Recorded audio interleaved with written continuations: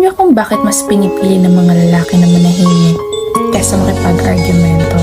Hindi dahil sa wala silang pakialam kaya nonchalant na sila. Hindi dahil sa nanahimik lang sila, wala na silang pakialam sa nararamdaman mo. Men always choose peace rather to argue. Hanggat maaari, ang gusto nila kung magpapaliwanag sila, kalmado ka.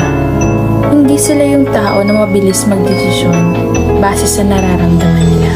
Iniiwasan nila na makapagbitaw ng masakit na salita kahit na tinitrigger mo sila. Alam kasi nila pag nagsalita sila, alam nila na masasaktan ka.